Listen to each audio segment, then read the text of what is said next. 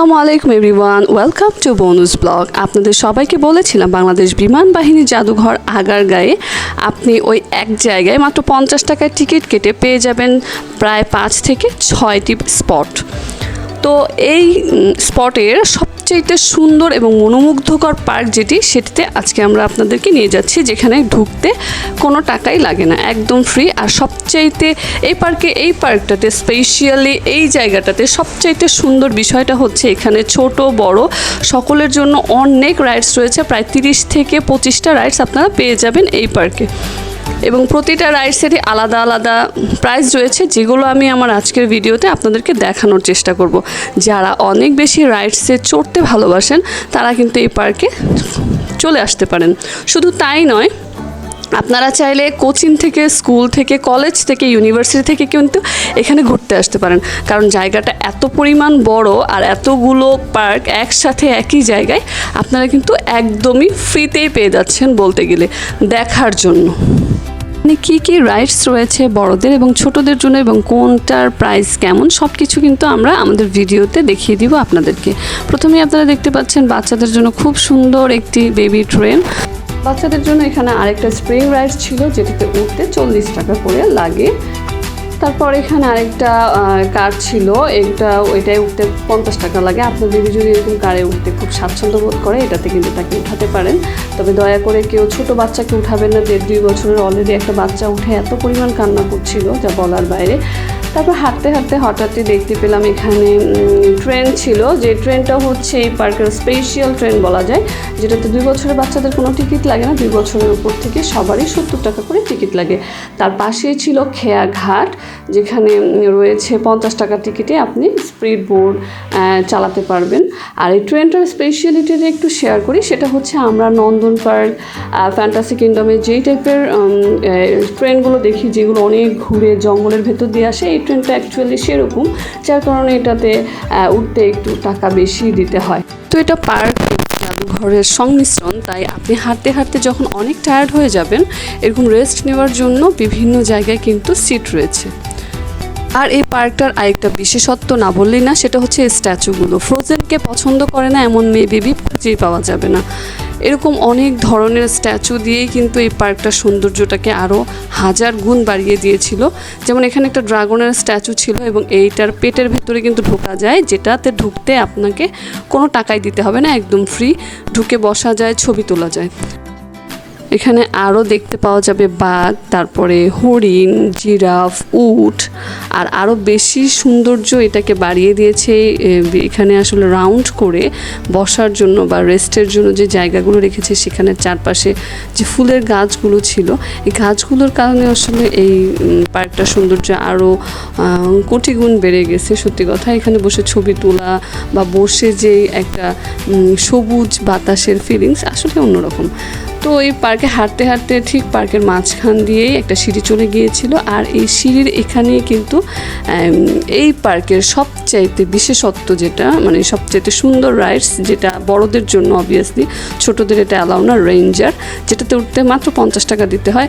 এটা এত পরিমাণ ভয়ঙ্কর, মানে আসলে না বলে বোঝানোর কোনো উপায় নেই। সচরাচর এই রেঞ্জারটাতে উঠতে গেলে তারা 1 থেকে 2 বার রাউন্ড করে, কিন্তু ওই দিন যেহেতু লোকজন কম ছিল, বৃষ্টির দিন ছিল, তাই 4-5টা রাউন্ড দিল। আমি খুব অবাক হয়ে গেলাম, একটা মানুষ একটা চিৎকার দিল না, কিভাবে সম্ভব। যাই হোক, সেটা দেখতে দেখতে আমরা হাঁটতে হাঁটতে দেখতে পেলাম ব্যাটারির কার ছিল এখানে বাচ্চাদের জন্য।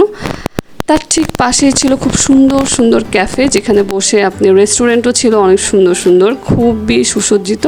আর এই পুরো পার্কটির মধ্যে কি কি রাইডস রয়েছে এবং সেগুলোর তালিকা কিন্তু আমি দেখিয়ে দিলাম আপনাদেরকে। বাচ্চাদের জন্য হেলিকপ্টার রাইডস ছিল, এই যে গোল গোল ঘুমে, এটার আসলে আমি নাম ঠিক জানি না, এরকম একটা রাইডস ছিল জিপ গাড়ি, জিরাফ। আসলে বাচ্চাদেরকে খুশি করতে এখানে নিয়ে গেলে মনটা একদম খুশি হয়ে যাবে, স্পেশালি এইসব স্ট্যাচুগুলো দেখে। এগুলো সৌন্দর্য যেমন বাড়িয়ে দিয়েছে, বাচ্চাদের জন্য কিন্তু আসলে অনেক খুশির একটা জায়গা এটা বলবো। এখানে স্ট্রাইকিং কারও ছিল, যারা গাড়ি ফাইটিং করতে খুব পছন্দ করেন তারা কিন্তু এখানে এসে স্ট্রাইকিং কারটা খেলতে পারেন। আর স্ট্রাইকিং কারের ঠিক পাশেই আরেকটা পার্ক ছিল, যে পার্কটা ভিউটা সম্পূর্ণ বাইরের কান্ট্রির মতো করা হয়েছিল, বিশাল এরিয়া নিয়ে এটাকে করা হয়েছিল। এটাতে ঢুকতে 100 টাকা লাগে।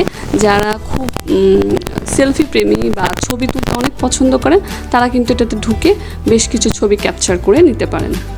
ব্রেক ডান্সিং মানে হচ্ছে এইটাতে আপনার কোমর পুরো ভাঙা ভাঙা অবস্থা হয়ে যাবে, মাত্র 50 টাকা। কিন্তু আমার খুব ওঠার ইচ্ছা ছিল, যতক্ষণ এখানে ছিলাম একটা কাস্টমার দেখলাম না এখানে উঠতে, তাই আর ওঠার মানে ইচ্ছে থাকা সত্ত্বেও আর ওঠা হলো না। এরপরে হাঁটতে হাঁটতে আমরা চলে গিয়েছিলাম একটা বিগ গেম জোনে। এটা বড়দের জন্য প্লাস ছোটদের জন্য এই গেম জোনটা অনেক সুন্দর ছিল আর অনেকগুলো গেমস এখানে ছিল। গুলি গেমস ছিল, ডল গেমস ছিল, হামার ছিল আর কি একদম নতুন কিছু গেমস এখানে জয়েন করা হয়েছে, যেগুলো 40 টাকা 50 টাকা 80 টাকার মধ্যে আপনারা খেলতে পারবেন।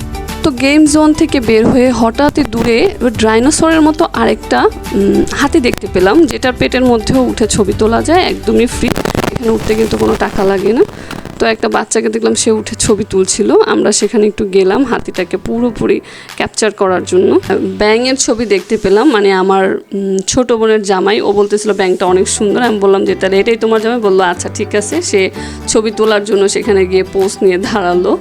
দেন আমার এই আন্টিটাকে দেখতে আমার মতোই লাগছিল, দুজনেই মোটু, তাই তার সাথে যে আমি একটা ছবি তুলে নিলাম এই স্ট্যাচুটার সাথে। আর এখানে একটা বড় দোকান ছিল যেখানে বাচ্চা বড় বয়স্ক ছোটদের জন্য সবার জন্যই আসলে এই দোকানটাতে সব ধরনের খাবার খেলনা পেয়ে যাবেন। বাসায় সাজানোর কিছু ফ্লাওয়ার বাসও ছিল এখানে দেখলাম।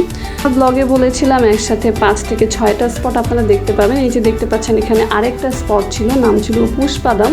আনফর্চুনেটলি এটার কাজ এখনও কমপ্লিট হয়নি, যার কারণে এটাকে আপাতত বন্ধ রেখেছে। খুব শীঘ্রই এটার কাজ কমপ্লিট হওয়ার পরে নাকি এটা উদ্বোধন করে দেওয়া হবে, আপনারা তখন দেখতে পাবেন। তো এটার পাশ ঘেঁষে দেখলাম অনেক সুন্দর কিছু রেস্তোরাঁ সাজানো আছে। কৌতূহলী হয়ে এই গলিটার মধ্যে ঢুকলাম যে এত সুন্দর করে এই গলির শেষ মাথায় আসলে কি আছে। গলির শেষ মাথায় ঢুকেই দেখলাম নামাজের জন্য খুব সুন্দর জায়গা ছিল, পাশেই ছিল ওয়াশরুম। যারা সারা দিনের জন্য ঘুরতে চলে যাবেন নিশ্চিন্তে কিন্তু নামাজ এবং ওয়াশরুমের কোনো টেনশনই করতে হবে না। আর এই যে ছিল বিশাল পার্কিংয়ের ব্যবস্থা, যারা আপনারা নিজস্ব পার্সোনাল বাইক গাড়ি নিয়ে আসবেন বা পিকনিকের কোনো গাড়ি নিয়ে আসবেন এখানে কিন্তু রেখে সারাদিন বিন্দাস একটা সময় কাটাতে পারবেন। সারাদিন ঘুরতে ঘুরতে আমরা প্রায় সন্ধ্যা হয়ে গিয়েছিল, বাসার উদ্দেশ্যে আবারও মেট্রো রেলের টিকিট কেটে নিলাম। মেট্রো রেলের এই জায়গাটাতে আসলে আমার এত ভালো লাগে, এত পরিমাণ পরিষ্কার পরিচ্ছন্ন। তবে একটা জিনিস অনেক খারাপ লেগেছে, সেটা হচ্ছে নারী পুরুষ একসাথে দাঁড়িয়ে টিকিট কাটতে হয়, এটাকে একটু আলাদা করলে অনেক ভালো হবে। আমার আজকের ব্লগটা আপাতত এখানেই শেষ হচ্ছে। করছি আমার আজকের ব্লগটি আপনাদের খুব ভালো লেগেছে। যা বলেছিলাম সবগুলো স্পট ঘুরে ঘুরে দেখানোর চেষ্টা করেছি। একটা লম্বা সময় নিয়ে বন্ধু বান্ধব বা ফ্যামিলি বা ভালোবাসার মানুষকে নিয়ে ঘুরে আসতে পারেন এই সুন্দর জায়গাটা থেকে। আর আমার ভিডিওটা ভালো লাগলে অবশ্যই লাইক কমেন্ট শেয়ার করবেন এবং সাথেই থাকবেন। খুব জলদি আসছে আমাদের আরেকটা নতুন ভিডিও। ধন্যবাদ। আসসালামু আলাইকুম।